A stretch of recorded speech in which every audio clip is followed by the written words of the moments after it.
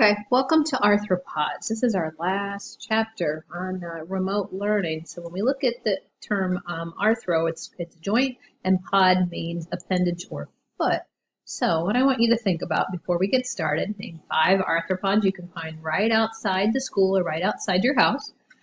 Consider how they're different. Think about their appendages. Do they have wings? Do they have long legs? Do they have short legs? Do they have stingers?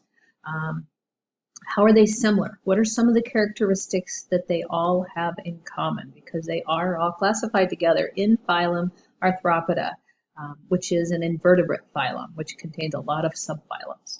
And what are 3 characteristics they all have? That's the second question on your study guide. First question is the phylum that you're putting down, which is phylum Arthropoda.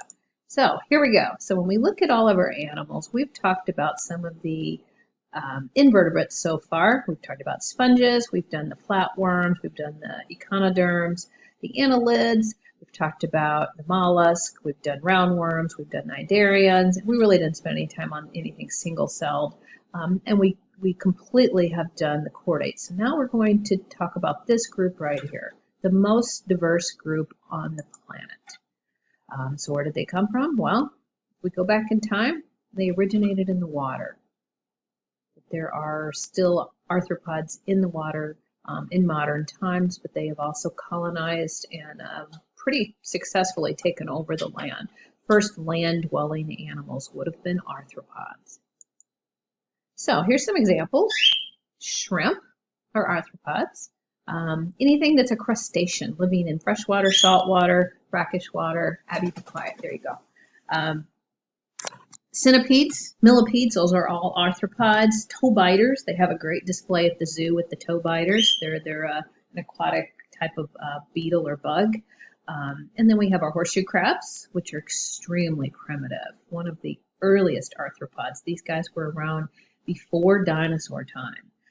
We have our scorpions, and then we have even little water fleas called Daphnia, which we saw the hydra eat when we were talking about cnidarians. So we know arthropod means jointed foot, and you can find them all over the planet. 3/4 or 75% of all animals on planet Earth are arthropods. They outnumber humans drastically, as do all other animals. The smallest one is going to be a type of mite that is just 1/10 of a millimeter long, and the largest one is a Japanese crab, and I'll post the link for this crab on Google Classroom so you can take a look at it. It is 4 meters when you stretch out the legs and take that times 3, and that means 12 foot. It's a big crab, very big crab. They have complex behavior patterns that we're going to talk about. Some of them are extremely social, like our bees and our ants and our termites, and they're a little bit smarter than what you would think of when you consider a bug. They live everywhere, saltwater, freshwater. They live in the ground, they live on the ground, they live in the trees. They're free living, where they get their own food from just eating things, and some are parasitic, meaning they feed off of other organisms. Sexes are normally separate, so they're dioecious instead of being monoecious. They have internal fertilization. Majority of them do lay eggs. So this is just a general overview. And it does say that some are parthenogenic, which means they self-fertilize, like some of our bees. So looking at all of the animals on the planet, you can see insects are the largest number of organisms when we look at the subphylum Insecta, and then you have your other arthropods, but compared to all of the other animals, and they've thrown the protozoans in there too, I'm not really sure why, but all the other animals, extremely numerous on planet Earth. So let's talk about the 3 main characteristics, which is at the very top of your study guide. First one is segmentation. Every single arthropod has body segments, whether it's 2, like in a tick or a spider, or it's 3, like in an insect. Head, thorax, abdomen. This crayfish has the fused region of the head and the thorax together called the cephalothorax. And here's the abdomen. The abdomen is going to contain organs for reproduction. This area up here is going to contain other organs internally for things like digestion and processing anything that they eat. And when they do have wings, it's going to be in the thorax region. Obviously, crayfish don't have wings, but insects do. They also have jointed appendages, and this means anything from antenna to legs to swimmerets to hold eggs. Everything is jointed. It's a great design, good flexibility, maneuvering. They can do lots of different things. They can walk, jump, swim, fly. You can find them everywhere. Some of the best mobile mechanisms, such as Mars rovers, they've made to mimic insects. Even a special type of wheelchair, which doesn't have wheels, has insect legs, so it can climb steps. Great design, jointed appendages. They are also bilateral. That's not one of the main three characteristics, but they do have the bilateral symmetry, which you can divide them down the middle, and both sides are pretty well the same. And the third one is exoskeleton. Every single one of them has an exoskeleton, from a maggot of a fly, which is a larva, to a crab that lives in the ocean. And this gives protection, obviously, but it also gives support for the muscle attachment. Muscle attachment will be internal, inside the skeleton, as opposed to being outside of the skeleton. And it's gonna keep them from losing water. And it's made of a polysaccharide called chitin, chitin, chitin. So the problem is they have this armor over their body, and they need to grow. So what do? Very much like reptiles, but to the extreme, they molt. They shed their outer covering. This is not metamorphosis. This is growing and molting and eating and growing and molting and eating. Whereas metamorphosis is a complete body plan change. So this is an example of molting in some type of crustacean. Maybe it's a lobster, maybe it's a crawdad. My shrimp in my marine tank does this, and I can find his exoskeleton at the bottom. Sometimes they will eat their exoskeleton, sometimes they will not. They're really soft after they emerge, which can be very dangerous for these animals if there are predators around. Soft-shelled crabs, we eat them after they've molted, and they taste pretty good, I understand. I've never had one myself. So when we look at the different classification groups, we have what we call subphylums, which they are all in phylum Arthropoda, but there's 5 different subphylums. We have the trilobites, we have the crustaceans, we have the chelicerates, which have to do with their biting, piercing mouth parts. Chelicerata is a subphylum.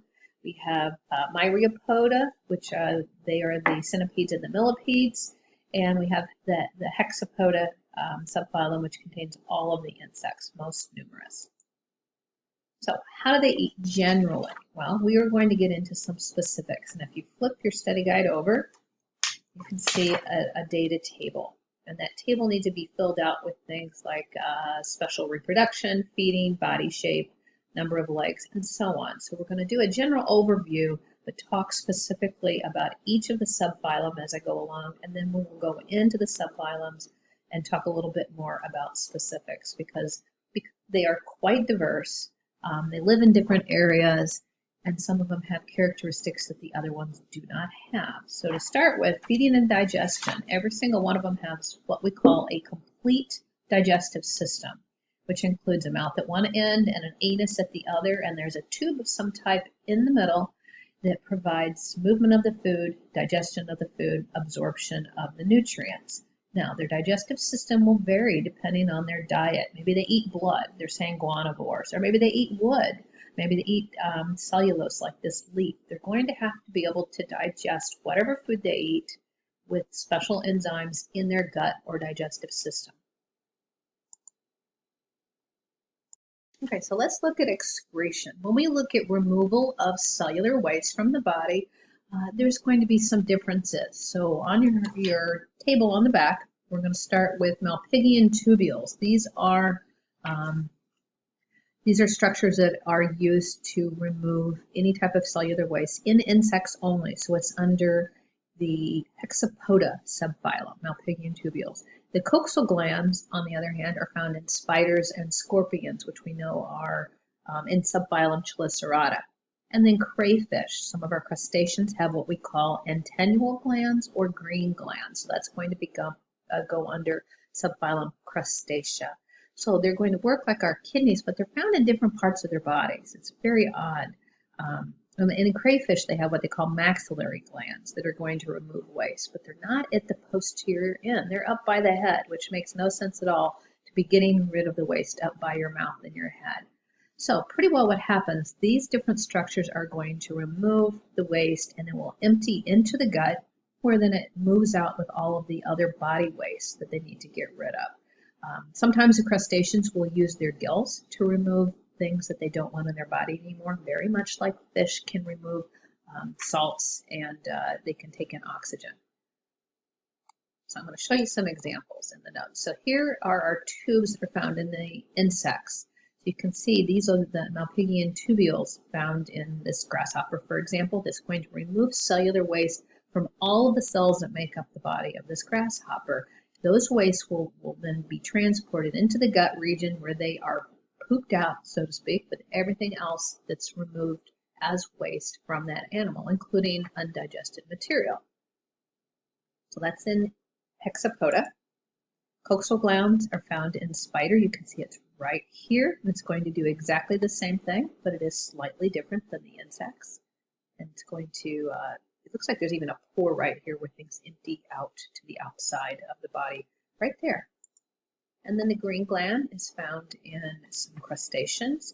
So it works about the same way. It's to remove our cellular waste. And there's a little duct right here where this comes out. So a little weird, I know. When we get to respiration, we're in the table as well. So when we look at how they respire, it's just like all of the other animals we've studied. They need oxygen for cellular respiration, and they need to get rid of carbon dioxide as a waste product of cellular respiration. So if they're in the water, their structures are going to be different than if they're on land, obviously. And there's a variety of different things that they're going to have. So when we look at them taking in oxygen, if they're in the water, they're going to have gills or things called tracheal tubes in some of the insects, or they might have book lungs. And this is one reason we do not have giant arthropods. We have some pretty big ones. That crab's pretty big, but all the rest of them are not that big. They don't get as big as elephants or giraffes because they cannot move the gases and even the blood around their body real efficiently. They're not built as efficiently to be big.